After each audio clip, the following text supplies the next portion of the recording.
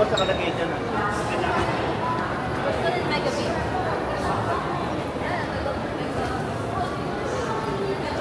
Yung binder at fixative, ang mga ito po kasi kahit ibabad mo sa tubig, hindi magta-tarnish, hindi mag-fade, hindi masisira. So it can last a lifetime. Ito paintings. Ang mga Pinabad mo sa tubig, hindi na. Oo, basta mo nyo lang kung intentional na sirain. Wait lang. You invented this kind of technology? Yung binder and fixative. Really? What Yes. is when you say binder, is this a liquid na nilalagay mo after the fish? It's yung mixture po na naging canvas. You know, 85% of the artists po in this moment, they are using canvas or tela. Because of, I wanted to be a different artist from the others, 50%. So, isa po ako na-change yung So, yung po is tissue. Tissue. Facial tissue.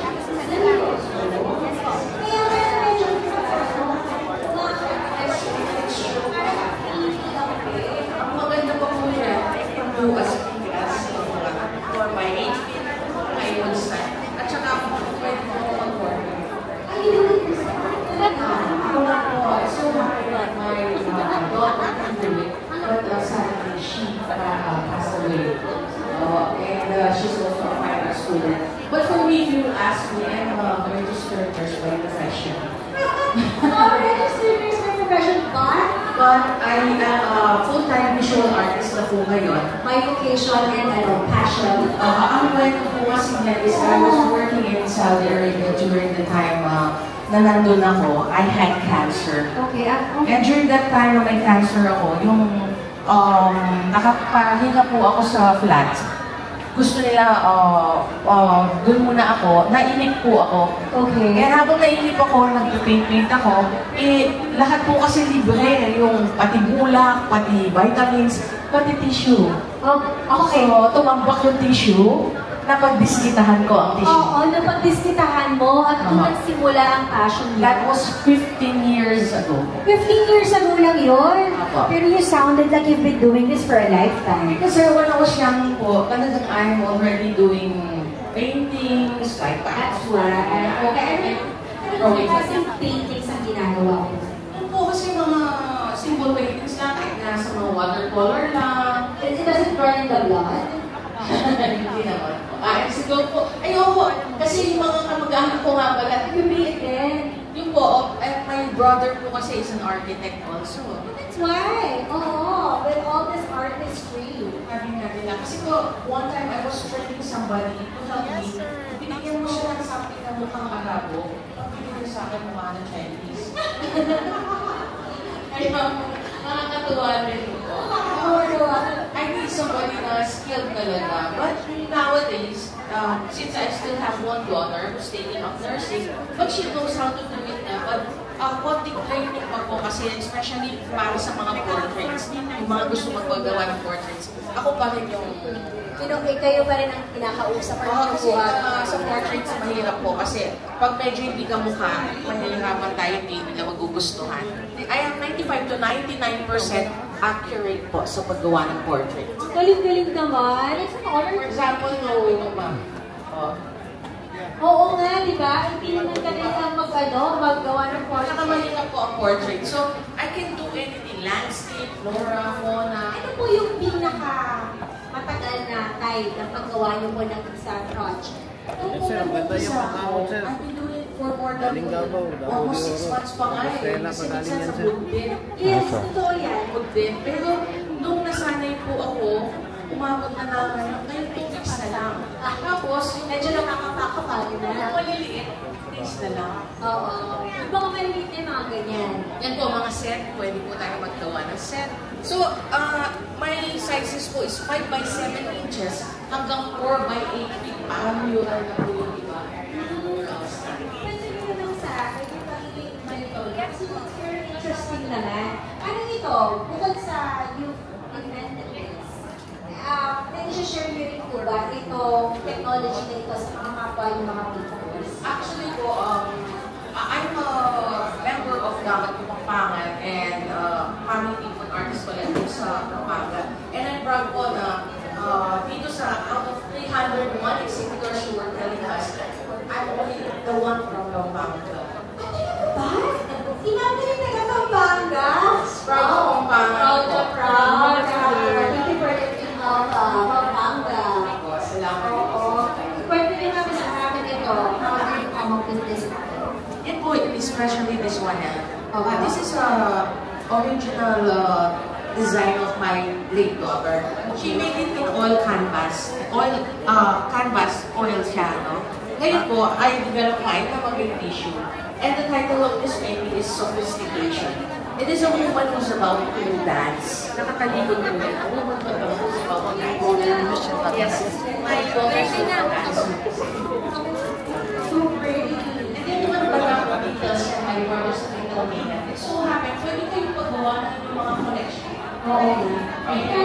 Pero hindi pa nga doon eh, nakakagawa. Pero ba kayong ganito na friends? Pwede rin po, friends. Kahit po sino. Ito na yung ganito. And this one, I can see the price. It's 14,000. 14,000 and ngayon pong araw na to, starting today until tomorrow, I'm giving you a 30% discount sa lahat. So go to my booth number 176. Ayan. Talaga.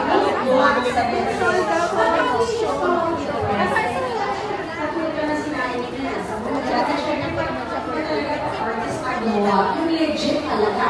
Yes. Oo. Siyempre, it comes with the value that you have. Pero how do you come up with a certain kind of price? Kasi di ba, siyempre, hindi naman sa pag-ano, yung ibang mga tao, they will just think of a art na, okay, ay, mahal naman yan. Hindi nila nagigets. So how do you actually explain to them na hindi to biro? Okay, ma'am. Marami na pong naging tanong sa akin na ganyan. When I started po, siyempre, muha lang yan. Actually, dati, 1.5 lang yan. Ito yung 40,000 na yan. Wala ba ba? When nag-start ako, that was 7 years ago here in the Philippines. But it so happened po, sa dami ng mga exhibits and trade fairs na napuntahan ko, and I had my solo exhibit na po sa Clark Marriott.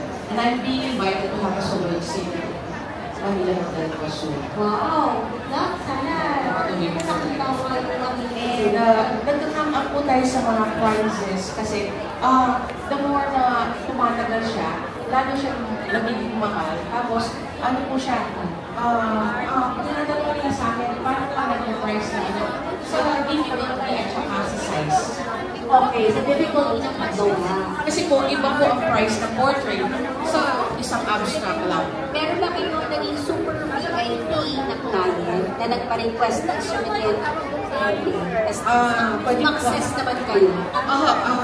Pwede po ba sabihin ng mga date? Okay lang naman siguro pag maganda mga names.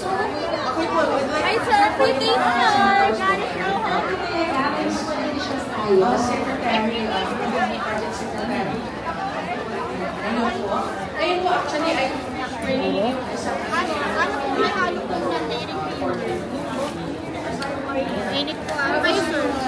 As of now, may doing sa ito na parang and mga iba pa po. Tapos ano yun? Sila nang binigay ng budget or kayo mga nagsasabi? Actually, po yung mga iba po, if nila sa kanila yung nagsabi na ang price ko. Pero yung iba naman, yung siya, tapos sa ibigyan kayo pala. Pero yung talagang mga yung ilan ay doon sa secretary, may isang ibigay sa kanila na magkakagalang doon sa price ko. Okay. Ganun pala yun. Is this your bread and butter? So now po is my bread and butter, but this coming semester, I will be also teaching some nursing pa rin kasi. Wait lang. Sabi mo, nurse pa yung may profession. Do you still do? Do you still nurse? Nag-stop po ako for a while, but now since kulang yung mga orders na kami ng instructors, I will do only a part-time. Teka, nakakatuwa naman. Nurse pa rin kayo at the same time, pinagpapatuloy ninyo ang inyong passion for arts. Yes po, kasi pero for 7 years, it's my bread and butter. And siya po ang talagang nagdala sa amin. And I'm sending my daughter sa school, college na po siya. Okay, kailangan ng gato. Yes po, napakamahal ng nursing Nursing siya. Yes po. Okay. Pero ano ba yung fairness sila, ha? Both sides of the brain kumagana. Right and left. Right and left. Wala po.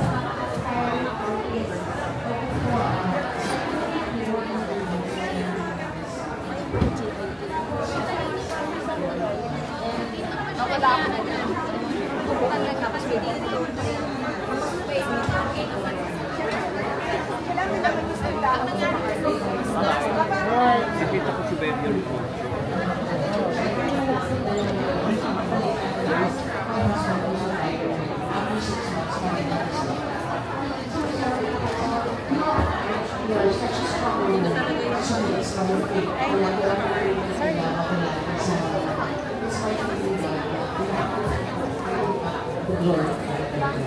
And lastly, sometimes you have or sometimes you don't have, but I still feel out to the good. I have an advocacy that I'm helping right now. Whoever buys something inside my booth ko, I'm helping yung advocacy ko sa mga abused women. And also sa mga dialysis patients, ang kasama na anak ko noon the dialysis patient. So right now po, sana alam po kayo, pumunta sa 176 and you can find me sa Fragments Handicrafts Facebook page ko. And also yung ano ko po, yung Instagram ko. Anong Instagram mo ka? Isang follow na lang Gold? Instagram mo. Fragments Handicrafts din po. Okay, yes. Can you just greet everyone in your dialect ng hello? Maya magkatpanapon mo po kayo nga. Sana pumunta ako at Candy at sali kayo Candy Mega Trade Hall ni ETI Bagong Pilipinas National Trade Fair. Maraming salamat po. Thank you very much po. It's an honor to meet you. Ang kanilang book number ay 176. Tsaka may mga ibang small items po po. ayun, meron ka ba?